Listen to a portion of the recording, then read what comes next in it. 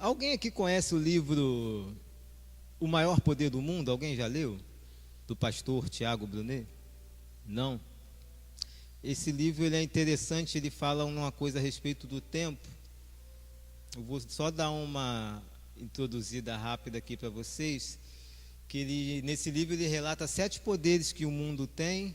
O oitavo ele chama de o maior poder do mundo, e eu concordo. E esses 7 poderes é comprado com a moeda do tempo. Ele não é que o tempo é uma moeda que, se você perder, você não tem como adquirir ela de volta. Se deixar passar da sua vida por escolhas erradas o tempo de sorrir, vai chegar o tempo de chorar e depois não tem como voltar. Você vai ter que passar por um processo para esperar chegar o tempo de sorrir novamente. Não é igual o dinheiro, você compra muita coisa com dinheiro, mas dinheiro você trabalha, vai lá e consegue de novo o que você gastou. Se você tem uma economia em dólar depositada, você vai numa casa de câmbio, e compra de novo o dólar que você perdeu. Agora tempo já era, passou, foi, você não recupera ele de novo. E um desses poderes que ele fala no livro, dos 7 que se compra com essa moeda do tempo, para vocês entenderem como é que funciona, é a fé. E a fé é um desses maiores poderes, que a fé ela remove montanhas, certo? E como que você adquire a fé? A fé vem pelo ouvir, não é isso que a Bíblia diz? Ouvir custa o quê? Tempo ou dinheiro? Você pode ter US$ 1 milhão, mas você não vai ter fé se você não tiver tempo de vir aqui sentar e ouvir a palavra de Deus, para você conseguir ter fé. Vocês entenderam como é que funciona essa moeda? Eu não vou estar, quem sabe, em uma outra oportunidade, eu estenda por outros 7 poderes, né, que o tempo adquire. Eu queria só dar essa introdução para vocês entenderem um pouco a respeito desse valor que o tempo tem nas nossas vidas. Tempo. O tempo, eu separei ele aqui uma forma para vocês entenderem entre tempo, fases e processos. Quero que vocês entendam isso. Tempo, fase e processos. Você tem um tempo determinado, como o título de que nós acabamos de ler aqui agora, diz que há um tempo determinado por Deus para todas as coisas. Vamos supor que você tem um tempo determinado de 80 anos de vida. Dentro desse tempo, você vai viver fases e dentro dessas fases, processos. Estão entendendo? Tempo, fases e processo. Guarde isso, porque os processos da vida, né, acontece como uma transformação. O tempo que a gente vai passando, a gente sempre está aqui nessa terra para evoluir. Deus coloca a gente aqui nesse intuito, que a gente cresça, que a gente se aperfeiçoa, que a gente venha amadurecer a cada dia, né, que a gente venha evoluindo enquanto estamos aqui. Por isso a gente tem essas fases e esses processos, que é isso que faz a gente amadurecer. Quando você aprende com os processos, caso você não aprenda, você pode regredir também.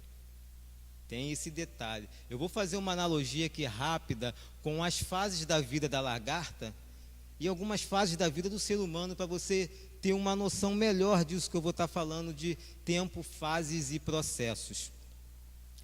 A lagarta, ela tem a fase dela que ela entra no casulo, e após o casulo ela sai e se torna uma borboleta.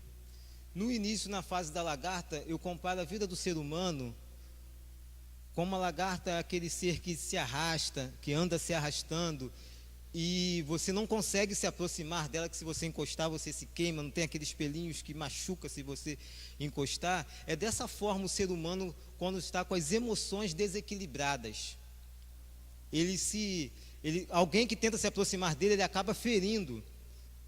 Ele fere as pessoas, mas não é por maldade, Mediel, é que ela quer, é uma autodefesa, entendeu? Para se defender, ela ataca. Como ela está com as emoções muito bombardeadas, vamos dizer assim, né, desequilíbrio total, ela ataca todo mundo que tenta se aproximar dela. Ela não deixa. E nisso ela vai afastando, né, as pessoas que querem se aproximar para ajudar.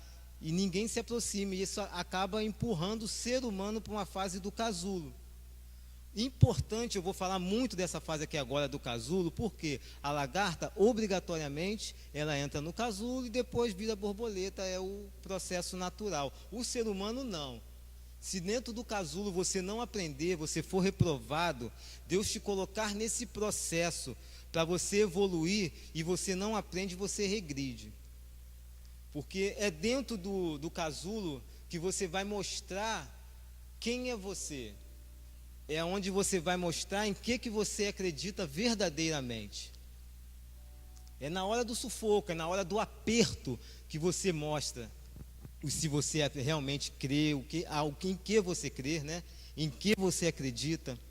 Você tem que estar no aperto, que quando você está numa fase muito boa, você não quer mudar. Você já viu uma pessoa querer estar mudando quando a vida dela está tudo correndo muito bem? As coisas estão boas, nada atrapalhando, ela não quer. Agora, quando as coisas estão ruins, quando ela está passando por uma enfermidade, por um desemprego, seja qualquer problema que ela estiver passando, ela vai querer mudar para poder sair daquilo ali, é natural do ser humano. Você vai querer, e é onde você às vezes blasfema, e isso é uma coisa, gente, que nós não prestamos atenção. Mas você murmurar, você blasfemar, é uma coisa muito séria. Veja se você acompanha esse meu raciocínio. Jó passou por tudo o que passou. Perdeu os filhos, perdeu a fazenda, só não morreu porque Deus falou para Satanás que não poderia tocar, senão com certeza ele teria morrido. Tudo isso eu acredito que todos aqui conhecem, esse processo doloroso que Jó passou. Qual era o que estava em jogo entre Deus e o diabo? Só a murmuração de Jó. Olha como às vezes a gente murmura e não entende o mal que isso causa para a gente no mundo espiritual. Porque isso tem valor para Deus. Se não tivesse, dois senhores, que o diabo também é um senhor, dois senhores espirituais, fazendo assim uma aposta pela vida de Jó, só para ver se ele ia murmurar ou não. Não tinha mais nada de jogo, porque Satanás já sabia que ele não podia matar. Ele já foi sabendo, matar você não vai matar ele. Ele só poderia fazer isso, ficar lá esperando, vamos ver, agora ele vai falar mal do Deus dele, agora ele vai falar. E muitas das vezes nós somos reprovados no casulo pelo que nós falamos. Por isso, irmão, grave isso. Quando você estiver num momento difícil, procura. Eu sei que passar por situações avessas na vida é muito complicado, né? Às vezes a gente sobe aqui e fala que não é complicado, mas é necessário a gente fazer isso. Senão você sendo reprovado, você volta para o seu processo e tem que começar tudo outra vez. Tudo outra vez. Eu tenho que estar falando, eu tenho que estar passando isso daqui nesse início, para vocês entenderem, né, o que uma murmuração pode fazer na sua vida.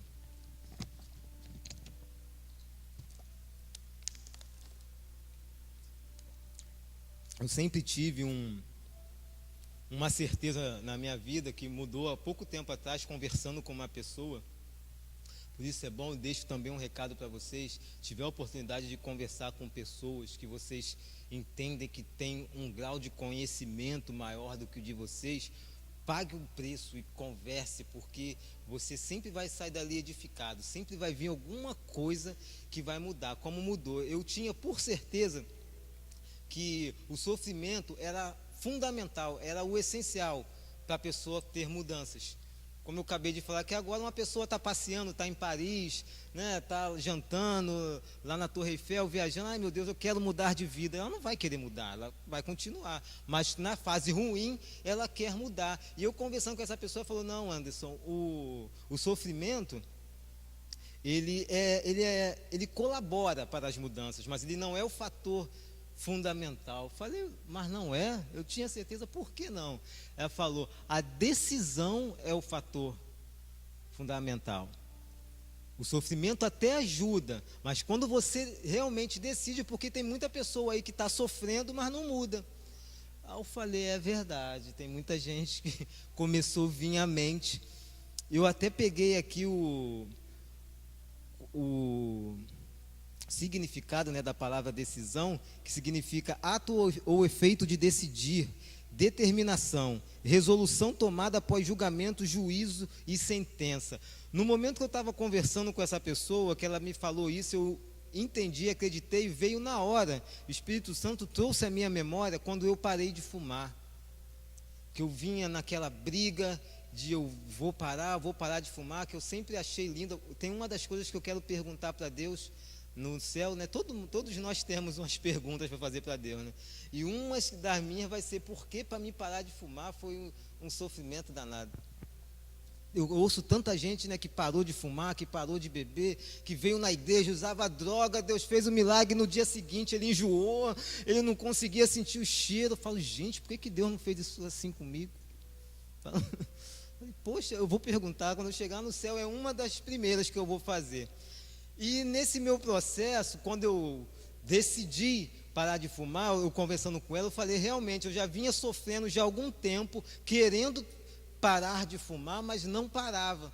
No momento que eu decidi, eu falei para mim mesmo, agora eu vou parar, eu posso morrer de vontade de fumar, mas eu não vou voltar a fumar. Eu tomei essa decisão de morrer, porque quem já fumou e quer parar sabe a agonia que dá quando passa um tempo sem o cigarro, os minutos vão se passando, vem uma agonia, você começa a suar, começa a tremer e dá aquela sufoco, o coração acelera, parece realmente que você vai morrer. E eu tomei essa decisão, eu vou morrer, mas eu não volto a fumar. Aí quando vinha aquela vontade, eu conseguia segurar, e pior que passa, né? Daqui a pouco o suor secava, o coração voltava ao normal, começava a respirar, aí seguia, daqui a pouco voltava de novo à vontade, mas eu tinha decidido. E aí eu entendi, realmente, é a decisão que faz isso. Você pode estar sentado aqui hoje e você está com um problema que você já está orando, está buscando em Deus, mas falta uma transformação na sua vida, falta um ato de decisão, como esse ato que eu tomei, de eu falei, eu morro, a angústia, a vontade, aquela abstinência, né, que dá da nicotina que o organismo sente, eu falei, eu vou morrer, vou cair duro no chão, mas eu não acendo.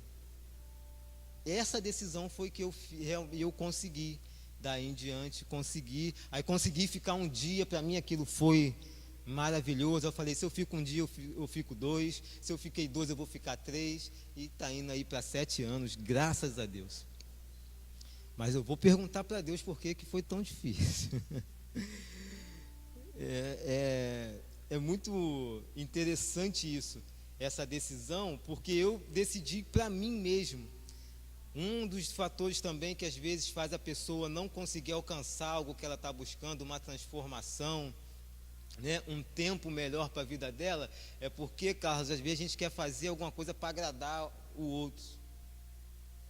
Entendeu? Se eu tentasse, vou parar de fumar para me agradar a alguma pessoa, a hora que eu me aborrecesse com essa pessoa, eu ia desistir. Ou então na hora da angústia, na hora que eu estivesse ali passando mal, eu ia falar, não vale a pena não, por causa de fulano, eu ia acabar desistindo.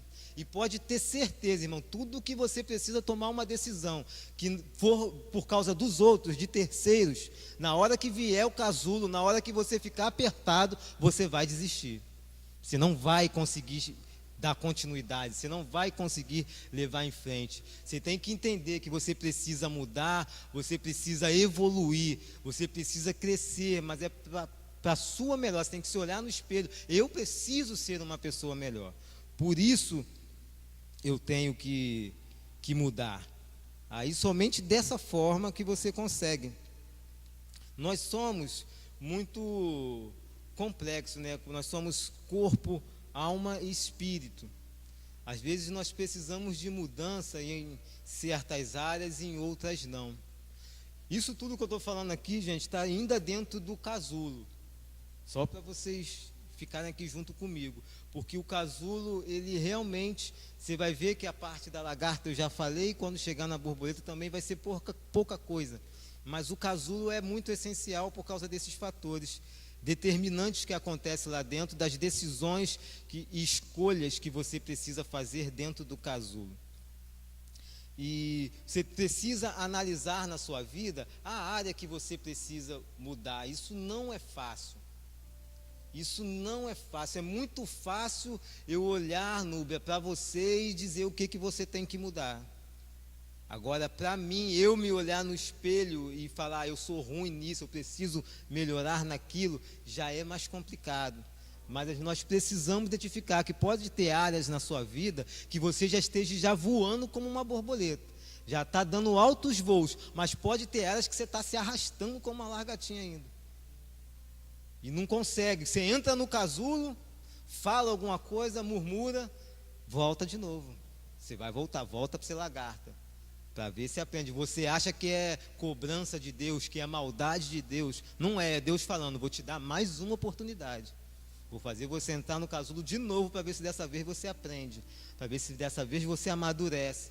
Ver se dessa vez você me busca, pede sabedoria. Para você conseguir essa transformação na sua vida. Você precisa identificar esses pontos. Eu, quando eu comecei a fazer o curso, quem estava na palestra Temperamentos aqui? Quem estava, né? Bastante gente. Eu comecei a fazer o curso, esse curso da qual a palestra que eu trouxe de temperamentos, eu estava até pensando esse dia, não foi pensando em um dia trazer aqui para a igreja para mostrar para vocês, não, é porque eu identifiquei em mim que eu precisava de ser um grosso, de ser um cavalo, de tratar as pessoas, melhorar o meu tratamento com as pessoas, melhorar o meu relacionamento. Eu vi em mim que eu precisava dessas mudanças. E isso não é fácil, você olhar no espelho e falar, eu preciso mudar isso. Eu sou grosso. Lembra quem estava na peça, lembra o dominante, aquele que chega, senta, não quer falar com ninguém? Eu era assim, para que falar? Às vezes eu chegava aqui na igreja, eu falava só com o pastor, né? Que ele fica na porta assim, pega até mal você passar ali, né, e não falar com ele. Mas o restante pessoal, não falava com ninguém depois. Agora, e pior que depois que você se decide, é a decisão, né? Você toma uma decisão, eu não consigo mais chegar e passar pela portaria sem não cumprimentar todo mundo agora. Já virou, passo e às vezes algum eu não vejo, depois eu encontro, eu não te dei um abraço, eu não te vi não, vou e cobro. Como é que as coisas mudam depois que você busca uma decisão? Então eu busquei esse curso para me melhorar, eu identifiquei em mim essas coisas que eu precisava mudar e fui buscar fazer esse curso. A palavra, gente, a palavra do casulo, se tem de tudo que eu estou falando aqui que você precisa identificar dentro do casulo e colocar em prática, é uma coisa que eu vi nas redes sociais também de uma pastora top, prega muito. Deixa eu chegar para cá. Eu vi nas redes sociais dela muito, eu tive que pegar porque eu estava preparando a mensagem. Quando eu li, ela postou um negócio sobre resiliência. Dentro do casulo você precisa ser resiliente. O que é isso, resiliência? É a capacidade de se recuperar de situações de crise e aprender com ela. É ter a mente flexível e o pensamento otimista, com metas claras e a certeza de que tudo vai passar. Porque o casulo, ele é passageiro. Você vai passar para bem ou para mal, mas vai passar. Eu espero que com essas dicas você já possa estar aí identificando áreas da sua vida que você precisa de uma mudança, que você precisa melhorar. Talvez você tenha orado e pedido, eu preciso melhorar nisso, eu preciso melhorar nisso, naquilo. Você está identificando aí agora e você já está começando a entender o que é esse processo na sua vida, o porquê que isso está acontecendo contigo, aonde isso vai te levar. É porque Deus quer essa mudança para você. Deus quer que você cresça, Deus quer que você evolua. Mas para isso tem processo, gente, não tem jeito. Para você chegar a tempos bons, a tempos de sorriso, tempos de alegria, né? Você precisa primeiro passar pelo processo. É muito importante, depois que você identifica, as coisas começam a fazer sentido, né? A transformação começa a acontecer, as suas emoções começam a se equilibrar, a prudência vai começar a fazer sentido para você. Você vai começar a entender, a se conhecer, a saber quem é você, a partir do momento que você vencer essa fase do casulo. Essa palavra que eu estou trazendo é uma palavra assim bem que eu gosto de dizer. É palavra educativa, né? É para a gente buscar uma educação. Eu já até tentei ser daqueles pregador que grita, que chega. Eu já pensei, né, só de chegar lá, vou fazer igual o pastor Paulo. Não sai. Quando eu chego aqui, é desse jeito. É essa palavra educativa. E eu comecei a aceitar isso também. Eu precisei também aceitar isso. E agora eu me sinto à vontade, eu me sinto bem dessa forma. Entendeu? Eu vejo todo mundo com esses olhinhos assim, atento, prestando atenção. Eu falo, Senhor, ajuda que todo mundo esteja entendendo que essa palavra faça o efeito na vida deles que vem fazendo na minha. E é educação, porque eu acredito muito, porque eu comecei as minhas mudanças através de educação, irmãos, de todos os sentidos, bíblica, educação religiosa, todas as áreas, e foi aí que eu fui mudando, e eu acredito muito nisso. Acredito, porque tem uma frase que é muito interessante, que Deus, Ele não prepara uma bênção para você, Ele tem que preparar você para a bênção. Ele já tem bênção à vontade, não precisa preparar nada. Entendeu? Deus não precisa preparar nada. Agora você sim, tem coisas que Ele pode estar querendo te dar, mas você ainda não está preparado para receber. Porque no momento do casulo, que era para você avançar, você desistiu e voltou para trás. Então você não foi aprovado e a bênção não chega. Você ora, Senhor, me vê essa bênção, não tem como, você não muda. Eu te coloco no processo, você desiste. Você vai até fazer campanha para me te tirar do processo. Como é que eu vou te dar a bênção? Não dá. Você tem que encarar o processo para você conseguir vencer. E logo que a gente conclui essa fase, vem a borboleta.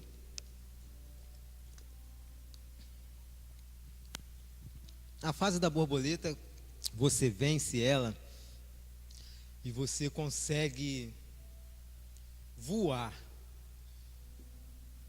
Porque é onde você, quando está com as suas emoções desequilibradas, você se sente o pior das pessoas. Você se sente uma pessoa que não consegue realizar nada.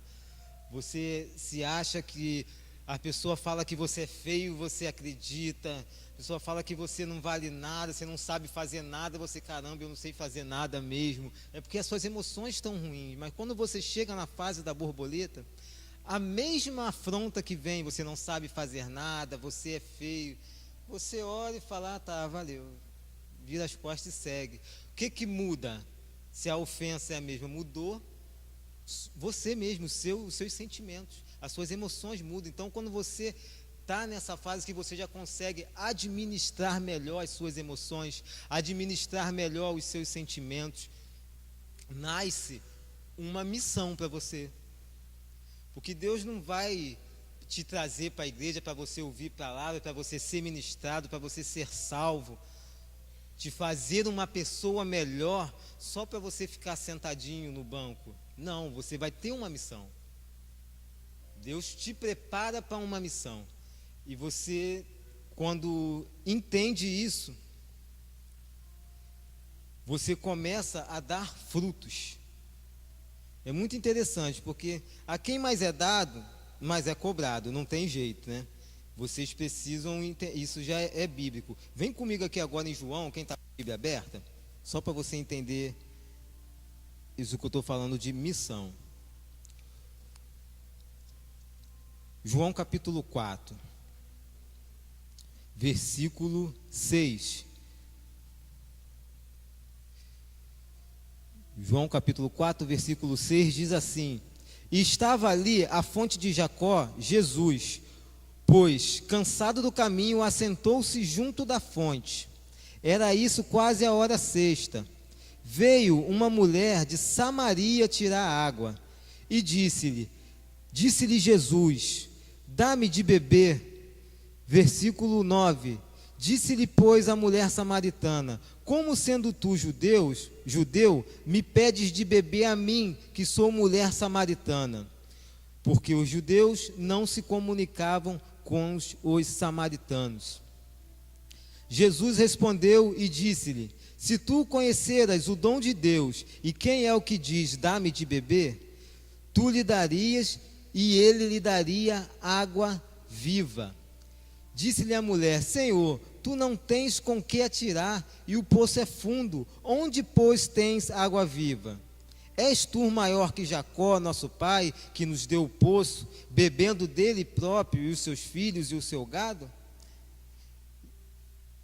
Olha o clima que está aqui nessa conversa, irmãos. Jesus vira para a mulher e pede, fala com ela e pede ela de beber. Nisso aqui, Jesus, quando se aproxima das pessoas, ele já começa a quebrar paradigmas. Jesus, ele é assim, ele, quando ele entra, ele quebra paradigmas. E essa noite aqui, essa conversa que nós estamos tendo, é para isso, irmãos, para quebrar paradigmas. Preste bem atenção nisso. Aqui já entra quebrando um paradigma religioso, porque a Bíblia mesmo diz que os judeus não se comunicavam com o samaritano. Então Jesus já se comunica com ela e já está quebrando um paradigma religioso. Tem também um paradigma cultural, porque homens não abordavam mulheres na rua, assim para falar, igual Jesus fez com ela. Então Jesus também já quebra mais um paradigma cultural. Jesus, quando vai chegando para fazer transformação, é assim, irmãos. Tudo que você acha que não, tem que ser desse jeito, se for de outro jeito, não pode ser. Jesus vem e quebra. Ou ele vem e conversa contigo, ou ele vai te torcer e te quebrar até você entender que precisa tirar esse paradigma. Ele vai mudar, não tem jeito. Quando Jesus vai te transformar, ele muda, ele começa a mudar. Tem paradigmas que você guarda que não deixam você evoluir.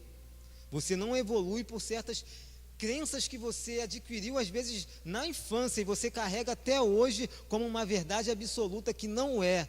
Jesus tem que tirar isso de você, e você às vezes até sabe que precisa mudar, mas não dá o braço a torcer. E enquanto você não der o braço a torcer e deixar Jesus quebrar esse paradigma, a sua vida não evolui. Você vai ficar preso no casulo e vai voltar para a largatinha. Preso no casulo e volta a ser largatinha. Não vai chegar a borboleta, não vai voar. Não irá alcançar grandes voos. É necessário, irmãos, que isso aconteça. E depois Jesus quebrar esses paradigmas, ela se aproxima e diz: quem és tu, está me pedindo água? Ele vira e fala para ele num tom, a Bíblia não relata isso, mas eu sinto esse tom nessa palavra dela, quando ela vira: mas quem és tu que vai me dar água viva? Se o poço aqui é fundo, você não tem como pegar água desse poço, está me pedindo? Como é que você vai dar água viva para mim? Imagina esse diálogo. Por acaso é tu melhor que Jacó, que fez o poço? Que bebeu desse poço? Olha, ela falando com Jesus. Você está entendendo o que está acontecendo aqui? Ela falando com Jesus: por acaso, como então que você vai me dar água viva?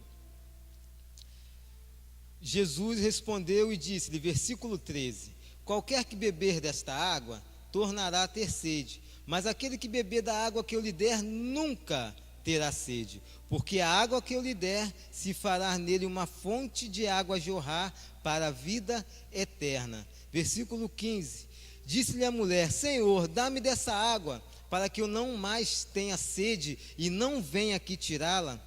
Disse-lhe Jesus: vai e chama teu marido e vem cá. A mulher respondeu e disse: não tenho marido. Disse-lhe Jesus: disseste bem, não tenho marido, porque tiveste 5 maridos, e o que agora tens não é teu marido. Isso disseste com verdade. Ele ainda falou, né? Já que você tem essa água viva, me dá então. Jesus: tá bom, chama teu marido lá então. Foi na ferida. Foi logo na ferida dela. Ela foi: eu não tenho. Ela falou: agora você disseste bem, porque você já tiveste 5 e esse que você tem não é seu. No versículo 19, disse a mulher: Senhor, vejo que és profeta. Aqui ela vai parar de fazer esses tipos de pergunta que ela estava fazendo lá atrás. Depois que Jesus fala isso com ela, ela já começa a mudar a visão que ela tinha de Jesus. Já começa a falar: Senhor, vejo que és profeta. A coisa já começa a mudar de figura para ela. Versículo 25. A mulher disse-lhe: Eu sei que o Messias, que se chama Cristo, vem, e quando ele vier, nos anunciará tudo. Jesus disse-lhe: eu sou, eu o que falo contigo. Versículo 28, deixou, pois, a mulher o seu cântaro e foi à cidade e disse àqueles homens: vinde e vede um homem que me disse tudo quanto tenho feito. Porventura, não é este o Cristo? Saíram, pois, da cidade e foram ter com ele. Versículo 39, e muitos dos samaritanos daquela cidade creram nele pela palavra da mulher, que testificou, disse-me tudo quanto tenho feito. E indo, pois, ter com ele os samaritanos, rogaram-lhe que ficasse com eles, e ficou ali 2 dias, e muitos mais creram nele, por causa da sua palavra.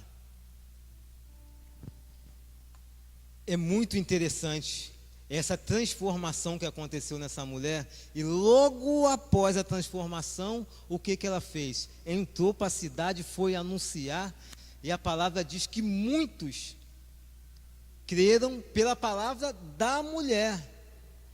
Olha o que uma transformação faz. Essa mulher provavelmente não tinha muito crédito, por ela já ter 5 maridos e o 6º não ser dela. Hoje em dia, você daria crédito para alguém nessa situação? Uma mulher que já teve 5 maridos e estava no 6º que não dela, que nem dela era, estava pegando o marido da irmã, seria dar crédito? Mas quando houve essa transformação, esse encontro dela com Jesus, ela já saiu, foi para a cidade de Deus, e a palavra diz que muitos creram pela palavra dela. Logo ali passou um tempo, Jesus ficou ali mais 2 dias. Aí depois eles voltaram e diziam, no versículo 42, e diziam à mulher: já não é pelo que disseste que nós cremos, porque nós mesmos temos ouvidos e sabemos que este é verdadeiramente o Cristo, o Salvador do mundo. Toda transformação gera uma missão. Toda transformação. E toda essa transformação pessoal que você está tendo aqui hoje vai gerar uma transformação coletiva. Porque é inevitável quando você começa a mudar a sua forma de pensar, a sua forma de agir, a sua forma de falar, a sua forma de tratar as pessoas, você começa a mudar num todo, é inevitável quem está à sua volta não mudar também. Se você às vezes anda reclamando muito das pessoas à sua volta, começa a olhar para você, começa a olhar para as suas atitudes, começa a olhar para o seu modo de tratar as pessoas. É difícil, sai perguntando. Eu não descobri isso tudo que eu falei aqui sozinho, não. Quer dizer, eu já sabia, mas às vezes você não quer aceitar. A verdade é essa. Você às vezes até sabe, mas não quer aceitar. Aí você pergunta a alguém, você pergunta o segundo, no terceiro eu garanto que você não vai perguntar mais. Vão confirmar as 3 vezes e você vai parar. Não, então é verdade, você vai ser obrigado a aceitar. Você precisa dessa transformação, como essa mulher aqui. Ela foi transformada por esse diálogo que ela teve com Jesus. Não teve imposição de mãos, não teve milagre, não teve, Jesus não fez o poço encher d'água, o cântaro dela encher de água, não, só foi uma conversa, um diálogo que, por sinal, no início, ela estava até que rejeitando um pouco Jesus. Pela cultura da época também, o homem se aproximando, né, era uma coisa que não era comum, ela acabou rejeitando também. Porém, a missão ela cumpriu. Tem uma outra coisa que muito, muito interessante, é que Jesus, quando chega para ela deixa, o versículo 28 diz assim: deixou, pois, a mulher o seu cântaro e foi à cidade dizer àqueles homens. E essa palavra aqui me chamou uma atenção, uma coisa muito interessante. Eu gosto muito de ter agenda, para poder agendar a minha semana, agendar as coisas que eu vou fazer. E no início, quando eu comecei a usar a agenda, eu vi que eu anotava muito as coisas e chegava no final da semana, eu só tinha feito a metade. Eu fiquei, caramba, por que eu estou anotando se eu não consigo resolver? Aí eu comecei, muito curioso que sou, o que eu fiz? Comecei a pesquisar, saber como montar uma agenda, e eu vi que a gente precisa separar as coisas urgentes das coisas importantes. Tem coisas importantes que você tem que fazer e tem aquelas coisas urgentes que vão aparecendo durante a semana, durante o dia, que acabam te atrapalhando chegar no final de semana, você cumprir toda a missão que você se programou para ter naquilo. E eu falei, caramba, é interessante, né? Quando você tem esse encontro, quando Jesus chega, você consegue ter essa percepção. Essa mulher, qual era a parte aqui dela que era urgente? Ela foi pegar água. Essa era a urgência dela. Ela queria pegar água, mas depois que ela teve a conversa com Jesus, ela foi fazer o que era importante, foi levar a mensagem para os que estavam dentro da cidade. Isso é muito interessante, a gente entender que essa transformação que Jesus faz em nossas vidas nos aponta para todas essas direções. Se coloquem de pé em nome de Jesus.